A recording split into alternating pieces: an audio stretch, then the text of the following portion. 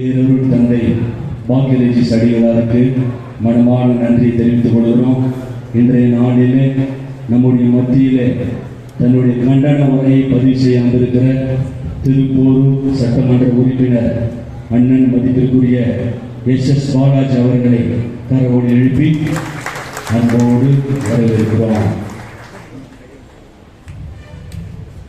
வேதனையில் நீர்வாடி சோதனையில் போராடி சாதனையை பெற்றவரே, நீ மறுபிறவி வந்திடையா, சாதியத்தை சங்கருக்க சமத்துவத்தை மீட்டெடுக்க போர் முரசாய் அவதரித்த எங்க போர்வாடே வந்திடையா,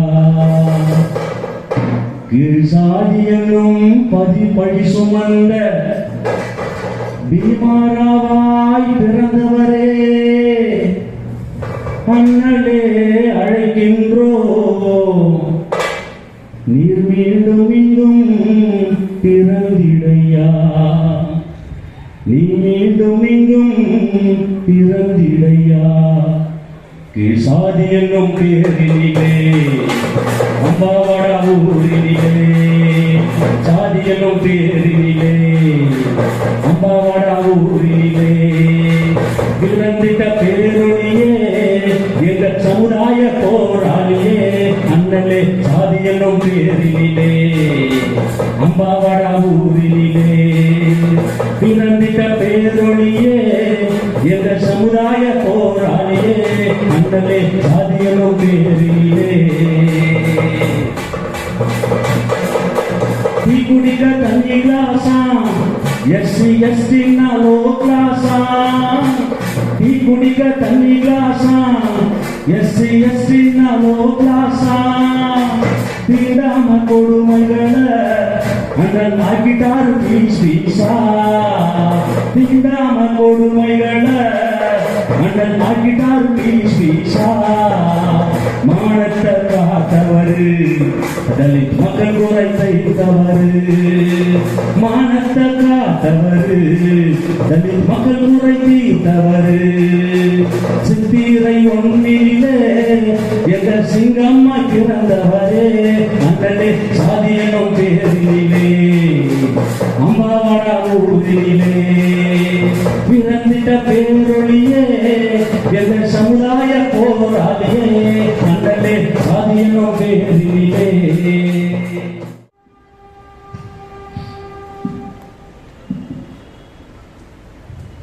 ஆகஸ்ட் 10 கிறிஸ்தவர்களின் துக்க நாள் என்கிற வகையில் ஒருங்கிணைக்கப்பட்டிருக்கக்கூடிய இந்த கண்டன பொதுக்கூட்டத்திற்கு வருகை கொண்டிருக்கக்கூடிய வணக்கத்துக்குரிய அருட்தந்தை புத்த பிரகாஷ் அவர்களே, மதிப்புக்குரிய ஐயா செல்வராஜ் அவர்களே, தொடர் ஆசிரியர் அவர்களே, அருட்பணியாளர் லிவிங்ஸ்டன் அவர்களே, நிறைவாக கண்டன உரையாற்ற இருக்கக்கூடிய மக்கள் ஆயர் மேதகு ஐயா டாக்டர் நீதிநாதன் அவர்களே, கண்டன உரையை பதிவு செய்வதற்காக வருகை கொண்டிருக்கக்கூடிய மறுமலர்ச்சி திராவிட முன்னேற்ற கழகத்தின் துணை பொதுச் செயலாளர் அன்புக்குரிய அண்ணன் மல்லை சத்யா அவர்களே, பேரொரு தந்தை பாக்கியா ரஜீஷ் அவர்களே, இயேசுதாஸ் அவர்களே, அலெக்சாண்டர் அவர்களே, என்னுடன் வருகை கொண்டிருக்கக்கூடிய வழக்கறிஞர் சொக்கலிங்கம் அவர்களே, தம்பி சாலமன் அவர்களே, சார்லஸ் அவர்களே, ஆந்தனி அவர்களே, ஆல்பர்ட் அவர்களே, இங்கே பெருந்திரளாக கூடியிருக்கக்கூடிய உரிமையை கேட்பதற்காக வந்திருக்கக்கூடிய பெரியோர்களே, தாய்மார்களே, பத்திரிகை ஊடக நண்பர்களே, அனைவருக்கும் என்னுடைய வணக்கத்தை முதலிலே பதிவு செய்து கொள்கிறேன். நடைபெற்றுக் கொண்டிருக்கக்கூடிய இந்த கண்டன பொதுக்கூட்டத்தினுடைய பொருள் இது ஏதோ திடீரென்று நேற்றைக்கோ அல்லது நேற்றைக்கு முன்தினமோ ஏற்பட்ட ஒரு சூழல் அல்லது நெருக்கடியின் காரணமாக அதை கண்டித்து நடைபெறுகின்ற ஒரு பொதுக்கூட்டம் அல்ல. கிட்டத்தட்ட 70 ஆண்டுகளுக்கு மேலாக முன்வைக்கப்பட்டிருக்கக்கூடிய ஒரு கோரிக்கை. அந்த கோரிக்கையினை தொடர்ச்சியாக வலியுறுத்தி வருகின்ற, போராடி வருகின்ற ஒரு நிலையில் இது ஒருங்கிணைக்கப்பட்டிருக்கிறது. இன்னும் கூட குறிப்பாக சொல்ல வேண்டும் என்று சொன்னால், விடுதலை சிறுத்தைகள் கட்சியுடைய தலைவர் மேன்மிகு அண்ணன் எழுச்சி தமிழர் அவர்கள் தொடர்ந்து இதற்காக களமாடி வருகிறார், குரல் கொடுத்து வருகிறார். அது நாடாளுமன்றமாக இருந்தாலும் சரி, மக்கள் மன்றமாக இருந்தாலும் சரி, சட்டமன்றமாக இருந்தாலும் சரி, தலித் கிறிஸ்தவர்களை பட்டியலினத்திலே சேர்த்திட வேண்டும், அங்கீகரித்திட வேண்டும் என்கின்ற முழக்கத்தை தொடர்ந்து முன்வைத்து வருகிறார். 70 ஆண்டு காலத்திற்கும் மேலாக இந்த பிரச்சனை இருக்கிறது. இன்றைக்கு இவர் கொடுத்த துண்டறிக்கையிலே கூட கான்ஸ்டிடியூஷனல் ஆர்டர் 1950 அரசமைப்பு சட்ட ஆணை 1950 பற்றி பேசியிருக்கிறார்கள். ரங்கநாத் மிஸ்ரா கமிஷனை பற்றி பேசியிருக்கிறார்கள். இவை அனைத்தையும் ஒருங்கிணைத்து ஏன் இந்த நிலைமை அல்லது இன்னும் ஏன் நாம் போராட வேண்டிய நிலையில் இருக்கிறோம் என்பதை நாம் எண்ணி பார்க்க கடமைப்பட்டவர்களாக இருக்கிறோம். இந்த கான்ஸ்டிடியூஷனல் ஆர்டர் 1950 பற்றி புரிந்து கொள்வதற்கு கான்ஸ்டிடியூஷன் ஆர்டிகல் 341 நாம் புரிந்து கொள்ள வேண்டும். கான்ஸ்டிடியூஷன் ஆர்டிகல் 341 புரிந்து கொள்வதற்கு முன்பாக கான்ஸ்டிடியூஷன் அரசமைப்பு சட்டத்தை நாம் ஏன் ஒவ்வொரு நொடியும் ஒவ்வொரு தினமும் அதை போற்றுகின்றோம், அது பாதுகாக்கப்பட வேண்டும், அது நடைமுறைப்படுத்தப்பட வேண்டும் என்பதை வலியுறுத்துகிறோம் என்பதை நாம் புரிந்து கொள்ள வேண்டும். அரசமைப்பு சட்டம் இன்றைக்கு எத்தனையோ உரிமைகளை, எத்தனையோ அரசினுடைய நடவடிக்கைகளை எல்லாம் ஒருங்கிணைக்கக்கூடிய ஒரு சாசனமாக இருந்தாலும் கூட அடிப்படையில் அரசமைப்பு சட்டம் கட்டமைக்கப்பட்டிருப்பது சமத்துவ கோட்பாட்டின் அடிப்படையில் கட்டமைக்கப்பட்டிருப்பது. அந்த சமத்துவ கோட்பாட்டை நிலைநிறுத்துவதற்காக சமூகத்தில் இருக்கக்கூடிய சமமின்மையை சமமாக்குவதற்காக கொண்டு வரப்பட்டிருக்கக்கூடிய ஒரு கருவிதான் ரிசர்வேஷன் என்று நாம் சொல்லக்கூடிய இந்த இடஒதுக்கீடு. இன்றைக்கு 70 ஆண்டு காலமாக இந்த இடஒதுக்கீட்டுக்கு நாம் போராடி கொண்டிருக்கிறோம். ஆனால் இன்றைக்கு நாட்டில் இருக்கக்கூடிய சூழல் 70 ஆண்டுகளுக்கு மேலாக வழங்கப்பட்டு வந்த இடஒதுக்கீட்டினுடைய நிலையே இன்றைக்கு கேள்விக்குறியாக இருக்கிறது என்பதையும் நாம் சிந்தித்து பார்க்க வேண்டும். இடஒதுக்கீடு இல்லை என்று நாம் போராடி கொண்டிருக்கிறோம். ஆனால் இருக்கின்ற இடஒதுக்கீடு பறிபோகின்ற நிலை இன்றைக்கு உருவாகி இருப்பதை நாம் சிந்தித்து பார்க்க வேண்டும்.